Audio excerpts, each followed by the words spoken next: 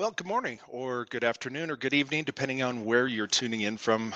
My name is Jason Brunel. I'm the Director of Engineering over here at Molding Graphics and Polyfuse. And today we are going to be focusing on mold on graphics and the application process. Going to talk about all sorts of things from how to do it, but then also kind of troubleshooting it, if you will. And before we go into that, I want to make sure that everybody who's listening understands what polymer fusion is. Okay, it's a little different. So I kind of want to go over the basics a little bit. Um, First off, trying to decorate polyethylene, polypropylene can be a major challenge, and there's a couple different reasons why. Um, First off, it's a very low surface energy material. In fact, a lot of times when I go into facilities, I will see people using various treatments to the surface, trying to raise up that surface energy. And if you look at the dynes per centimeter, which is just one of the methods for testing for surface energy, it's very, very similar to Teflon. And of course, we use that to coat our cookware so that nothing sticks to it. Again, so that can be a major challenge with trying to decorate olefin materials. And that's really what we're focusing on here today is the polyolefin family of plastic. So low surface energy is one of the big ones. Here is the dynes per centimeter. Again, if we look at like trying to label stainless steel or adhere to aluminum, those have a very high surface energy. But again, polyethylene, polypropylene, they're coming in, around 30, where 18 for Teflon. So you can see the challenge there. Nothing wants to stick well to it long term. And we don't stick to it either. And I'll explain more here in a moment. The other thing is polyethylene and polypropylene are constantly expanding and contracting. And so if you have an adhesive type technology, that expansion and contraction is kind of like putting an adhesive bandage over your knuckle. It's fine as long as everything stays flat, but as soon as you start flexing it, it has a tendency to want to come off. So that expansion and contraction is another issue. There's a lot of outgases just from the materials themselves. So oftentimes when I go into facilities that are using adhesive technologies, I'll see a staging area set aside, letting those plastic products outgas for a period of time before they try to put any sort of adhesive technology on it. Um, and again, a lot of the focus on this is with rotational molding, but this is also going to be applicable for blow molding and thermoforming as well.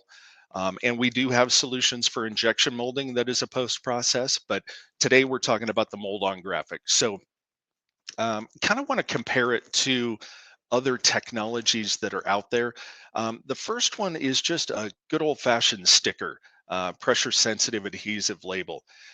Again, as I talked about with the low surface energy characteristics of it, nothing wants to stick well to it long term. And so you can have results like you're seeing here in some of these photographs. Next up, we're going to talk about hot stamping foil. To this, I would add pad printing and screen printing. Anytime you're taking in an ink and trying to make that ink adhere to the surface, it can be a challenge for the reasons I discussed earlier. Um, Next up is a heat transfer. Again, if you look at the construction of that, you have clear coat on top, followed by a layer of ink, and then you've got the adhesive layer on the bottom, which is typically heat activated. And again, trying to adhere or stick to something that nothing wants to stick well to long term. Um, and then lastly, and this would be more focused towards injection molding, you have in mold labels, not to be confused with a mold in graphic for rotational molding. An in mold label in injection molding, if you look at the construction of that, typically you'll have a clear coat on top, followed by a layer of ink, and then you have the substrate that everything is printed on. And that substrate does a pretty good job. It's really a tie layer that does a good job of biting into the surface of the plastic. The trouble is if that clear coat breaks down for whatever reason, that can expose the ink, and then the ink itself wants to go away.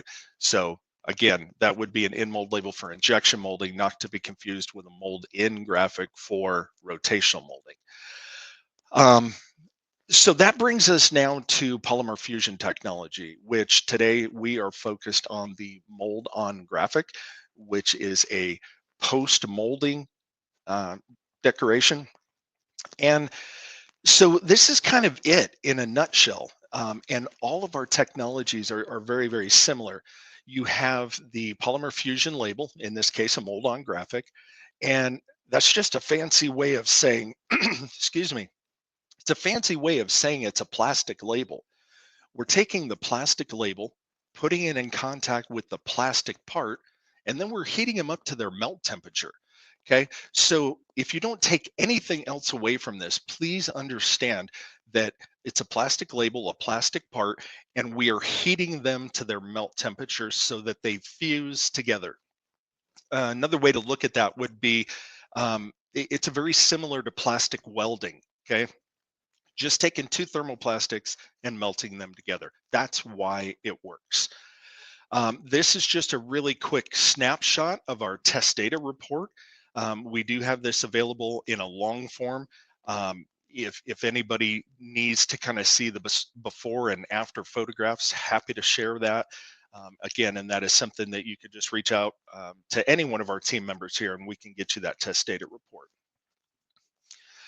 So there's a lot of different reasons why people will come to us. Um, I would say probably the biggest is branding.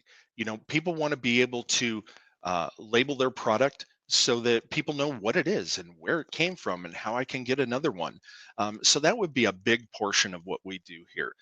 And again, you know, in addition to labeling that we're talking about here, we're really a solutions based company. We have a lot of different technologies to be able to support molders. So, more than just a labeling company. But again, the biggest part of our business, I would say, is related to branding. We can actually create a label that has antimicrobial properties as well. Um, so, if that's something that's needed in a particular product, maybe you're making a product that has antimicrobial added to the resin, and you want to make sure that the labeling method that you choose is also antimicrobial. That is something that we can help with. We have solutions for authenticating and counteracting counterfeiting, where we can add little tiny crystals to things so that things can be identified with a scanner.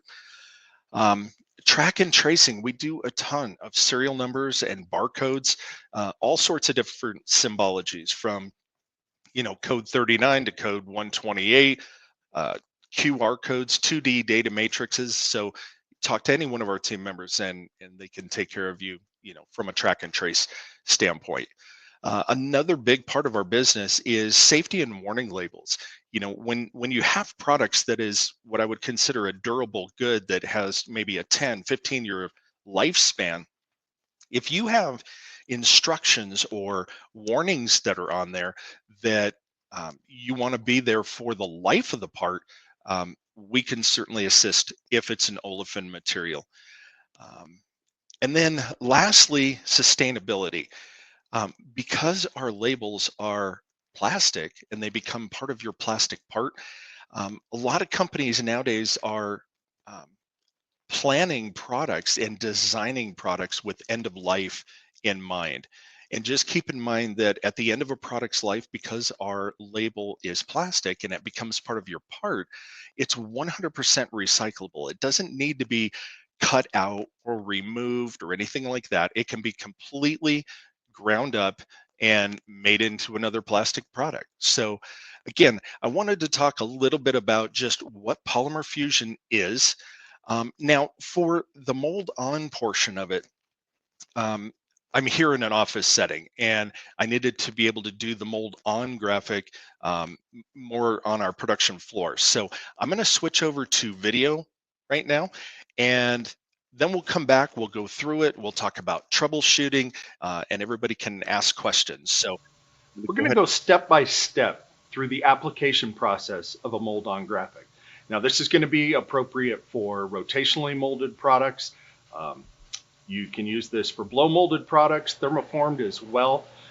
If it's an olefin, so this is going to include all your polyethylenes, all your polypropylenes. Basically, the label itself is plastic, like I was discussing earlier. So, um, talk a little bit about the tools that we're going to use. We need to verify the application temperature, both for applying it, but then also for cooking and curing it into the base resin. So you're going to want to have an infrared pyrometer in order to take temperature. We're going to have um, your burnishing pad that you're going to use to transfer the label material onto the surface of the plastic. They come in a couple different sizes and shapes. Depending on the application that you're working with, you may choose one or the other. We're going to have our mold-on graphic itself. Now remember, this is a plastic label, putting it in contact with a plastic part, and then we are melting them together. Now, before we do that, we're going to want to start with a nice clean surface. If you have any sort of mold release or any sort of contaminants on the surface of the plastic, that can cause an issue with melting the plastic label into the plastic part. The one thing I like to recommend is 99% isopropyl alcohol. Okay, so now we're going to go through this application. We're going to start by cleaning it. We're going to verify that the part temperature is where it needs to be. We're going to then burnish the label onto the plastic part. And then finally, we're going to cook it in using a propane driven shrink wrap torch. Okay, first things first, we're going to go ahead and clean the surface of the plastic with a little bit of isopropyl alcohol.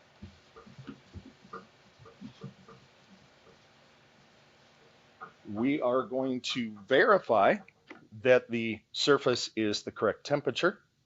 In this particular case, we're at 91 degrees, perfect. You want to be between 80 and 105 Fahrenheit, just to verify that we have a nice clean surface. Putting down a little piece of masking tape. If this banana peels off, that's a problem because there's still a contaminant. It should have a pretty decent bite to it, something like that. So we know that we now have a nice clean surface. Next step is to take our mold-on graphic, and we're going to apply a little bit of adhesive to that surface. This has nothing to do with it becoming part of the plastic. This just helps with holding the transfer in place during the burnishing process. Give the can a little shake, and again, just a nice little dusting. Take this graphic, put it in its place. Again, this is a raw material lying on the surface. Until we get this transferred,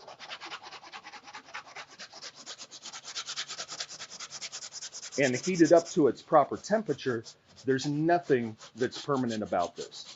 Okay, so we want to transfer it. We're going over the entire area. When you think you have a good transfer, you want to go all the way around the outside edges.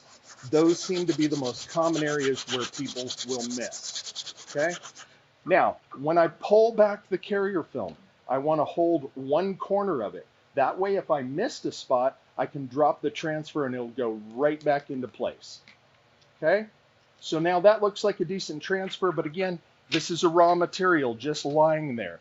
We now want to heat it up and over its melt temperature. We're looking for a temperature of 275 degrees Fahrenheit. When we do this, we want to try to get it done all in one setting. We don't want to heat it, stop, because that can cause what's called crazing, where you see cracks in the surface of it. So we're going to have the infrared pyrometer in one hand, shrink wrap torch in the other. We're going to heat it up to the point where it looks glossy and wet. Once we've done that, we've achieved the melt temperature of the surface of the plastic. We'll just verify with the infrared gun that we're over that magic number of 275 degrees Fahrenheit, and then allow it to cool, and we're ready to package and ship.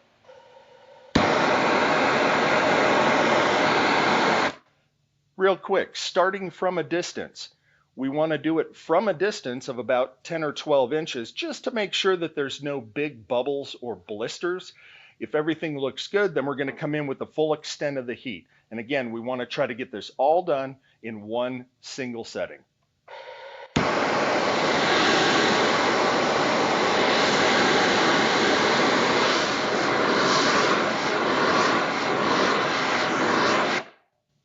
And we were at 310 Fahrenheit. So plastic has a great memory. So even on something like this, where it's blow molded, you can see that there's a little deformation that's taking place. But again, because it has great memory, it's going to come back to its original shape. The more structure, the larger the wall thickness, the better the application process will go, because you don't have to worry so much about warpage or things like that. So again, we're just verifying that we were over that 275-degree threshold. Once we've done that, allow this to cool, and we're good to go. Thank you. All right. So that was the application process and kind of what it looks like. I actually have that part here. As you can see, it has great memory and it wants to go back to its original shape. In fact, a lot of times when I'm in a facility and I'm working with somebody, I'll point it out to them and I'll show them. And then we'll continue talking for, a minute or so and say, look at the part. And it does, it has a great memory. So I want to talk a little bit about some of the troubleshooting that people have. Again, a lot of times when I will train somebody, they will train somebody else who trains somebody else who trains somebody else. And then it's kind of like that game of telephone. Things can be missed. I would say the number one thing to look for is the heating process. I mentioned it in the video where people go in and out and in and out with the heat, and that causes those little cracks.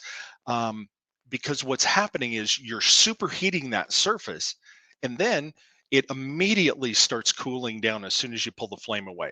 And then you start heating it again, and it's really stressing the surface of that plastic. So you want to try to get in and get out all in one setting, like I said.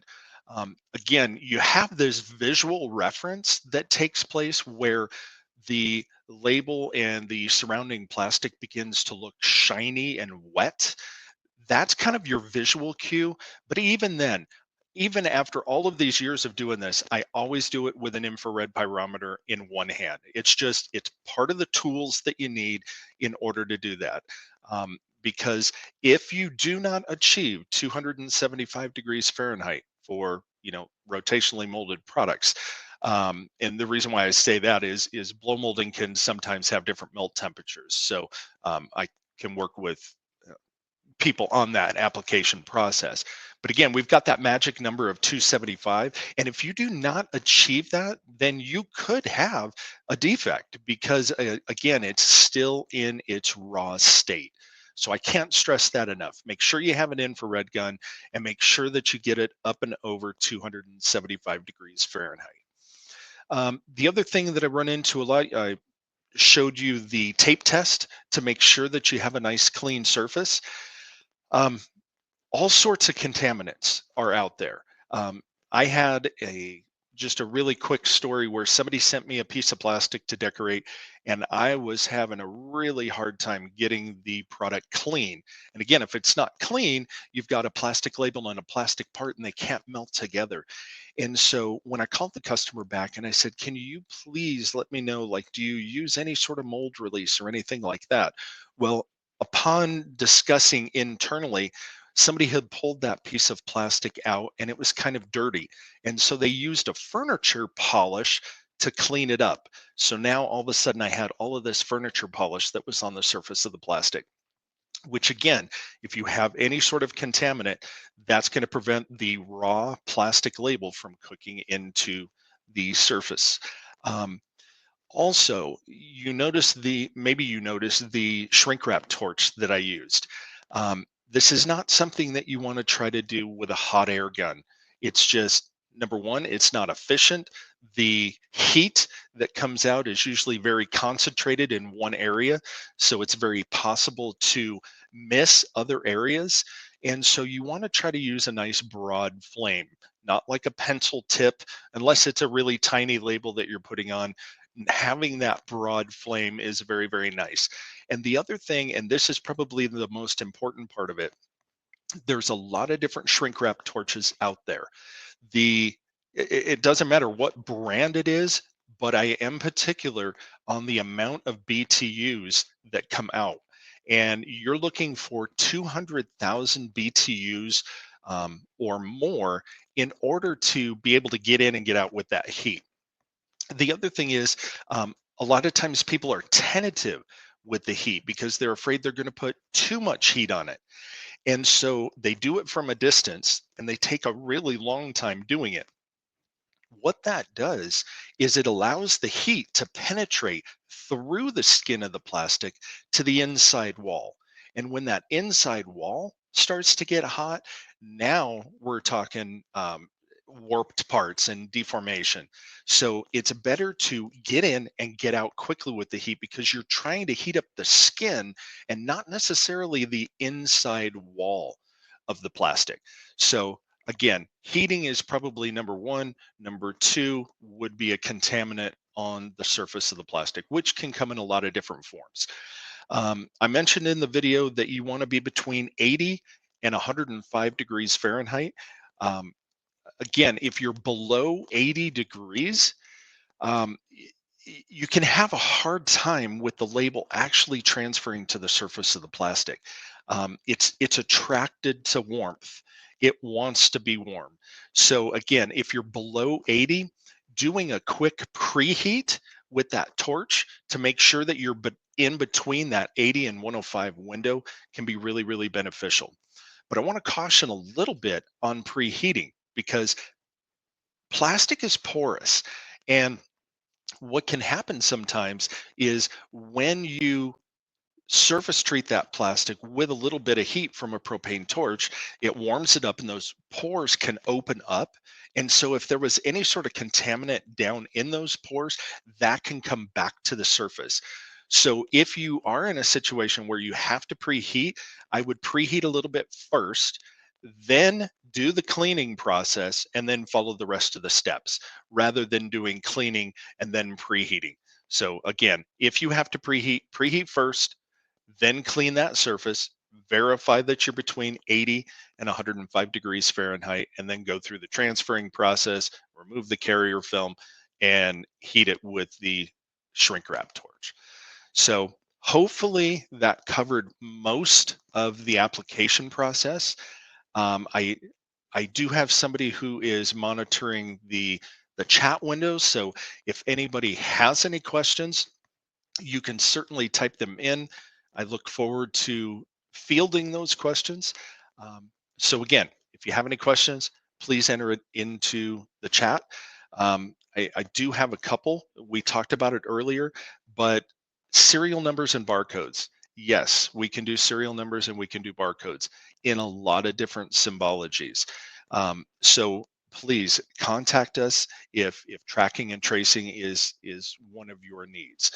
Um, One question that comes up a lot is, can this go over a parting line? And the answer is yes, it can. You want to try to have the smoothest parting line that you can.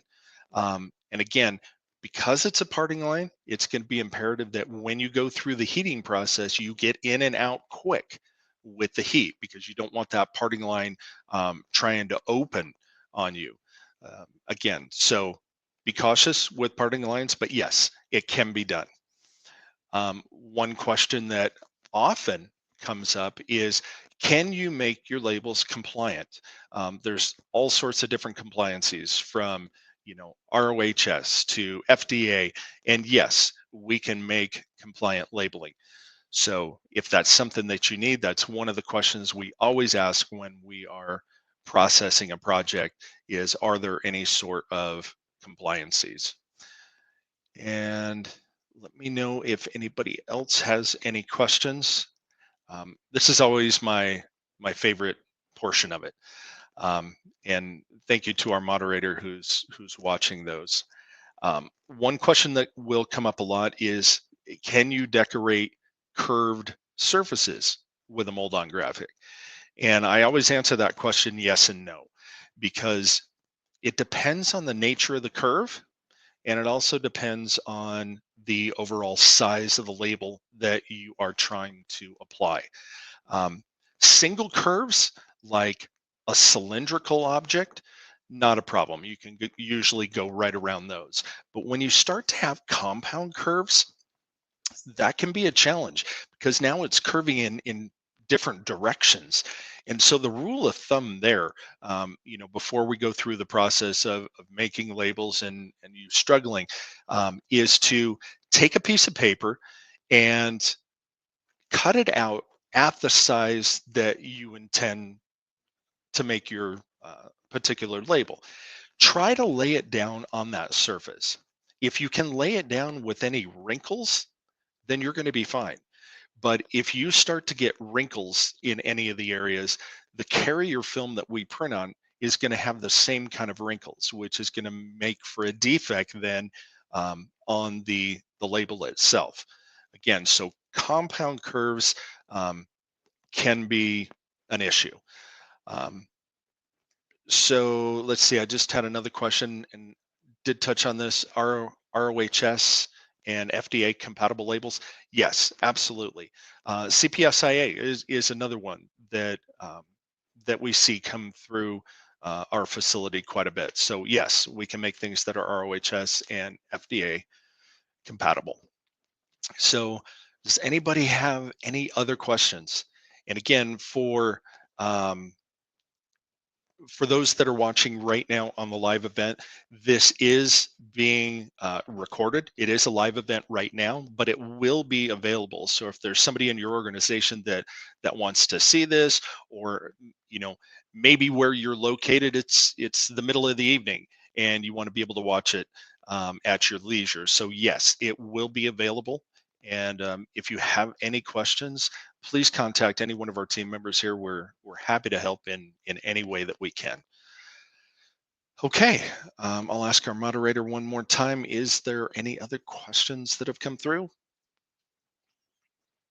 Okay, well, again, if you have any questions, I appreciate it. Send them on over. You can email us. You can go to our website. You can give us a call. Happy to jump on a Teams call if you would like to discuss it or share screen or go over any application issues. We're just here to help. And so, again, thank you for attending, and I appreciate everybody's time this morning. Thank you.